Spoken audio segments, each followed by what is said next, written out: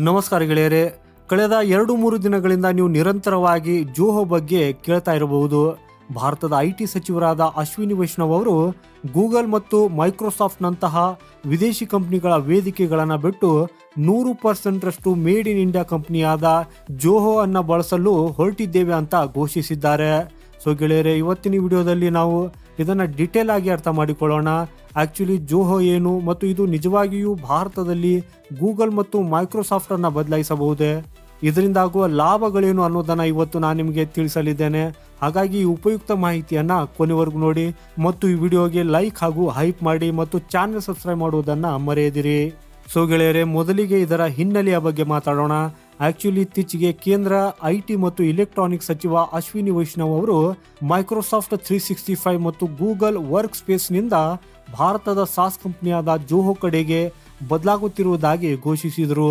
ಗೆಳೆಯರೆ, ಸಾಸ್ ಅಂದ್ರೆ software as a service. ಇದರರ್ಥ ನೀವು ಇಂಟರ್ನೆಟ್ ಮೂಲಕವೇ ಸಾಫ್ಟ್ವೇರ್ ಅನ್ನ ಬಳಸಬಹುದು. ಸೊ ಈಗ ಈ ಬದಲಾವಣೆಯಿಂದ ಮೈಕ್ರೋಸಾಫ್ಟ್ 365 ಮತ್ತು ಗೂಗಲ್ ವರ್ಕ್ ಸ್ಪೇಸ್ ಗಳನ್ನ ಬಳಸುವುದಿಲ್ಲ ಅಂತ ಹೇಳಿದ್ದಾರೆ. ಹಾಗೇನೆ ಇಲ್ಲಿ ಮೈಕ್ರೋಸಾಫ್ಟ್ ಮತ್ತು ಗೂಗಲ್ ನ ಪ್ರಾಬಲ್ಯದ ಬಗ್ಗೆ ಹೇಳೋದಾದ್ರೆ ನೋಡಿ ಗೆಳೆಯರೆ, ಮೈಕ್ರೋಸಾಫ್ಟ್ 365 ಇದನ್ನ ಹಿಂದೆ ಆಫೀಸ್ 365 ಅಂತ ಕರಿತಾ ಇದ್ರು. ಇದರಲ್ಲಿ Microsoft Word, Excel, PowerPoint ಮತ್ತು ಔಟ್ಲುಕ್ ನಂತಹ ಅನೇಕ ಅಪ್ಲಿಕೇಶನ್ಸ್ಗಳು ಇವೆ. ನೀವು ಕೂಡ ಇದನ್ನ ಬಳಸಿರಬಹುದು ಅಂತ ಅನ್ಕೊಳ್ತೇನೆ, ಯಾಕಂದ್ರೆ ಇದು ಬಹಳ ಜನಪ್ರಿಯವಾಗಿದ್ದು ವ್ಯಾಪಕವಾಗಿ ಇದನ್ನ ಬಳಸಲಾಗ್ತದೆ.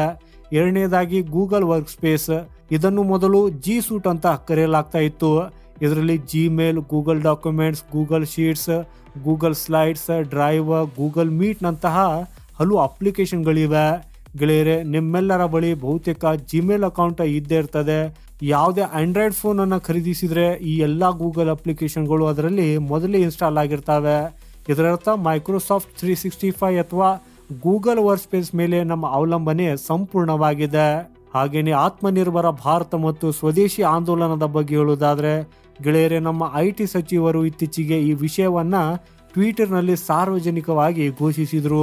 ಇದರ ಉದ್ದೇಶ ಭಾರತೀಯರಿಗೆ ಒಂದು ಉದಾಹರಣೆಯನ್ನ ನೀಡುವುದು ಮತ್ತು ಸ್ವದೇಶಿ ಉತ್ಪನ್ನಗಳನ್ನು ಬಳಸುವುದಕ್ಕಾಗಿ ಪ್ರೋತ್ಸಾಹಿಸುವುದು.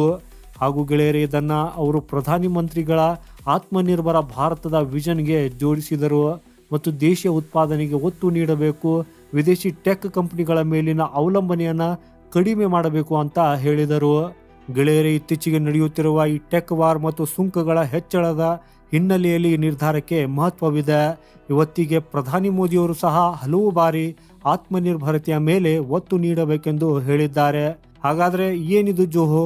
ಸೊ ನೋಡಿ ಗೆಳೆಯರೆ, ಜೋಹೋ ಕಾರ್ಪೊರೇಷನ್ ಅನ್ನ ಶ್ರೀಧರ್ ವೆಂಬು ಅವರು ಸ್ಥಾಪಿಸಿದ್ರು. ಹಾಗಂತ ಇದೇನು ಹೊಸ ಕಂಪನಿ ಅಲ್ಲ. ಇದು 1996ರಲ್ಲಿ ಸ್ಥಾಪಿಸಲಾದ ಸುಮಾರು 30 ವರ್ಷಗಳಷ್ಟು ಹಳೆಯ ಕಂಪನಿ. ಇದರ ಹೆಡ್ ಕ್ವಾರ್ಟರ್ ಚೆನ್ನೈನಲ್ಲಿದ್ದು ಇದು ಮಲ್ಟಿ ನ್ಯಾಷನಲ್ ಸಾಸ್ ಕಂಪನಿ ಆಗಿದೆ. ಹಾಗೂ ಇದು ಮೈಕ್ರೋಸಾಫ್ಟ್ ಮತ್ತು ಗೂಗಲ್ ನೀಡುವ ಎಲ್ಲಾ ಸೇವೆಗಳಿಗೆ ಪರ್ಯಾಯಗಳನ್ನ ನೀಡುತ್ತದೆ. ಯಾವ ರೀತಿಯಲ್ಲಿ ಅಂದ್ರೆ ಜಿಮೇಲ್ ಬಾರ್ ಔಟ್ಲುಕ್ಗೆ ಪರ್ಯಾಯ ಅಂದ್ರೆ Zoho Mail, MS Word bar Google ಡಾಕ್ಯುಮೆಂಟ್ಸ್ಗೆ ಪರ್ಯಾಯ Zoho Writer, Excel bar Google ಶೀಟ್ಸ್ಗೆ ಪರ್ಯಾಯ Zoho Sheets, PowerPoint bar Google ಸ್ಲೈಡ್ಸ್ಗೆ ಪರ್ಯಾಯ ಜೋಹೋ ಶೋ. ಇದಷ್ಟೇ ಅಲ್ಲದೆ HR, ಹಣಕಾಸು ಮತ್ತು ಮಾರ್ಕೆಟಿಂಗ್ಗೆ ಸಂಬಂಧಿಸಿದಂತೆ 55ಕ್ಕೂ ಹೆಚ್ಚು ಅಪ್ಲಿಕೇಶನ್ಗಳಿವೆ.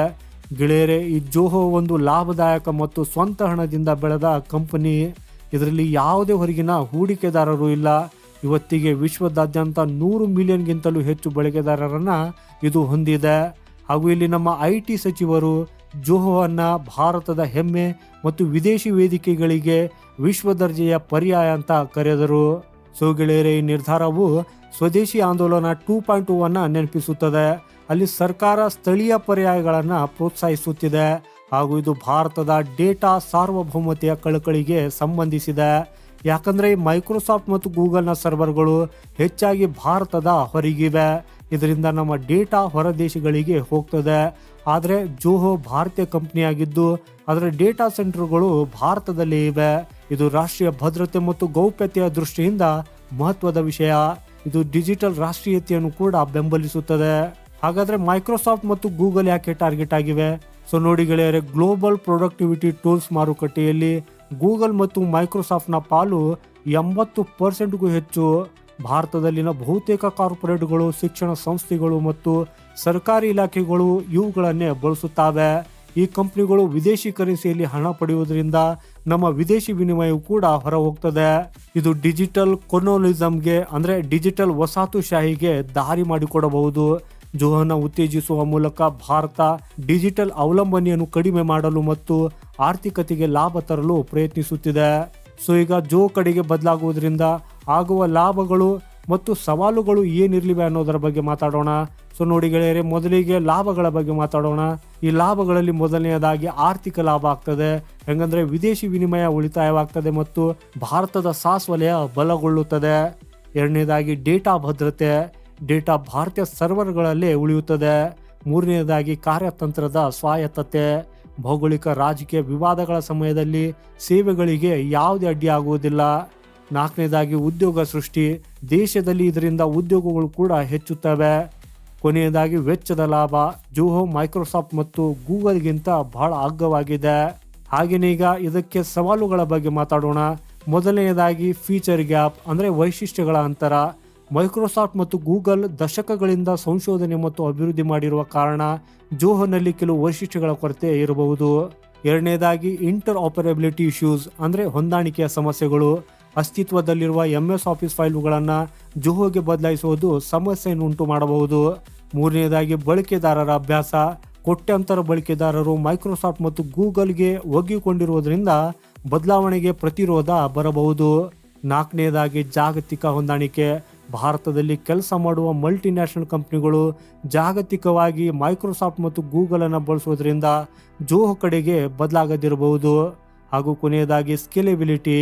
ಸರ್ಕಾರಿ ಇಲಾಖೆಗಳು ಮತ್ತು ಶಿಕ್ಷಣ ಸಂಸ್ಥೆಗಳು ಏಕಕಾಲದಲ್ಲಿ ಜೋಹೋಗೆ ಬದಲಾದರೆ ಅಷ್ಟು ದೊಡ್ಡ ಲೋಡನ್ನು ನಿಭಾಯಿಸುವ ಸಾಮರ್ಥ್ಯ ಜೋಹೋಗೆ ಇದೆ ಅನ್ನೋದು ಒಂದು ಪ್ರಶ್ನೆ. ಸೊ ಅದಕ್ಕಾಗಿ IT ಸಚಿವರ ಈ ಘೋಷಣೆ ಸ್ವಲ್ಪ ಮಟ್ಟಿಗೆ ಸಾಂಕೇತವಾಗಿದೆ. ಇದು ತಕ್ಷಣವೇ ಸಾಮೂಹಿಕ ಬದಲಾವಣೆಯನ್ನ ತರದೇ ಇರಬಹುದು. ಆದರೆ ಸರ್ಕಾರಿ ಸಂಸ್ಥೆಗಳು, ಸಣ್ಣ ಮತ್ತು ಮಧ್ಯಮ ಉದ್ಯಮಗಳು ಹಾಗೂ ಶಿಕ್ಷಣ ವಲಯಗಳು ಇದನ್ನ ಅಳವಡಿಸಿಕೊಂಡ್ರೆ ಕ್ರಮೇಣ ಬದಲಾವಣೆ ಬರಬಹುದು. ಆಕ್ಚುಲಿ ಭಾರತ ಒಂದು ಹೈಬ್ರಿಡ್ ಮಾದರಿಯನ್ನ ಅಳವಡಿಸಿಕೊಳ್ಳಬಹುದು. ಅಲ್ಲಿ ಕೆಲವು ಕಾರ್ಯಗಳಿಗೆ ಜೋಹೋ ಮತ್ತು ಸಂಕೀರ್ಣ ಕಾರ್ಯಗಳಿಗೆ ಗೂಗಲ್ ಮೈಕ್ರೋಸಾಫ್ಟ್ ಬಳಸಬಹುದು. ಹಾಗೂ ಈ ನಿರ್ಧಾರಕ್ಕೆ ಜಾಗತಿಕವಾಗಿ ಪ್ರತಿಕ್ರಿಯೆಗಳು ವ್ಯಕ್ತವಾಗಿವೆ. ಗೆಳೆಯರಲ್ಲಿ ಜೋಹೋ ಫೌಂಡರ್ ಶ್ರೀಧರ್ ವೆಂಬು ಅವರು ಸಚಿವರನ್ನ ಶ್ಲಾಘಿಸಿದ್ದಾರೆ ಮತ್ತು ಇದು ಭಾರತದ ಸಾಫ್ಟ್ವೇರ್ ಸಾಮರ್ಥ್ಯಕ್ಕೆ ಸಿಕ್ಕಿರುವ ಮನ್ನಣೆ ಎಂದಿದ್ದಾರೆ. ಇನ್ನು ಈ ದೊಡ್ಡ ಟೆಕ್ ಕಂಪನಿಗಳಾದ ಮೈಕ್ರೋಸಾಫ್ಟ್ ಮತ್ತು ಗೂಗಲ್ ಪ್ರತಿಕ್ರಿಯಿಸಿಲ್ಲ, ಆದರೆ ಇದು ಅವುಗಳ ಮೇಲೆ ಒತ್ತಡ ಹೇರಬಹುದು. ಫಾರ್ ಎಕ್ಸಾಂಪಲ್, ಟ್ರಂಪ್ ಮಾಡಿದಂತೆಯೇ ಭಾರತ ಈ ಕಂಪನಿಗಳ ಮೇಲೆ ಒತ್ತಡ ಹೇರಿ ತಮ್ಮ ಡೇಟಾ ಸೆಂಟರ್ಗಳನ್ನು ಭಾರತದಲ್ಲಿ ಸ್ಥಾಪಿಸುವಂತೆ ಮತ್ತು ಬೆಲೆಗಳನ್ನು ಕಡಿಮೆ ಮಾಡುವಂತೆ ಕೇಳಬಹುದು. ಒಟ್ಟಾರೆಯಾಗಿ ಗೆಳೆಯರೆ, ಈ ನಿರ್ಧಾರವು ಭಾರತದ ಟೆಕ್ ಸಾರ್ವಭೌಮತೆಯ ಕಾರ್ಯಸೂಚಿಗೆ ಹೊಂದುತ್ತದೆ. ಹಾಗೆ ನೋಡೋದಾದರೆ ಈ ಚೀನಾದಲ್ಲಿ ಎಲ್ಲ ಪರ್ಯಾಯಗಳು ಸ್ಥಳೀಯವಾಗಿವೆ. ಅದೇ ರೀತಿ ಭಾರತವು ಈ ದಿಕ್ಕಿನಲ್ಲಿ ಸಾಗಿದ್ರೆ ಅಮೆರಿಕಾದ ದೊಡ್ಡ ಟೆಕ್ ಕಂಪನಿಗಳ ಮೇಲಿನ ಡಿಜಿಟಲ್ ಅವಲಂಬನೆ ಕಡಿಮೆ ಮಾಡಬಹುದು. ಸೊ ಗೆಳೆಯರೆ, ಇವತ್ತಿನ ಈ ವಿಡಿಯೋ ನಿಮಗೆ ಡಿಟೇಲ್ ಆಗಿ ಅರ್ಥ ಆಗಿದೆ ಅಂತ ಅನ್ಕೊಳ್ತೇನೆ. ಸೊ ಇದರ ಬಗ್ಗೆ ನಿಮ್ಮ ಅಭಿಪ್ರಾಯವೇನು? ನೀವು ಜೋಹೋವನ್ನು ಬಳಸ್ತಾ ಇದ್ದೀರಾ? ಹಾಗಾದರೆ ನಿಮ್ಮ ಅನುಭವ ಹೇಗಿದೆ ಅನ್ನೋದನ್ನು ಕಮೆಂಟ್ ಮಾಡೋದರ ಮೂಲಕ ನಮಗೆ ತಿಳಿಸಿ. ಈ ಮಾಹಿತಿ ಇಷ್ಟವಾದರೆ ವಿಡಿಯೋನ ಲೈಕ್ ಮಾಡುತ್ತಾ ಚಾನೆಲ್ ಸಬ್ಸ್ಕ್ರೈಬ್ ಮಾಡುವುದನ್ನು ಮರೆಯದಿರಿ. ಸಿಗೋಣ ಮುಂದಿನ ಮತ್ತೊಂದು ಅಪ್ಡೇಟ್ ಒಂದಿಗೆ. ವಂದೇ ಮಾತರಂ. ಭಾರತ್ ಮಾತಾ ಕಿ ಜೈ.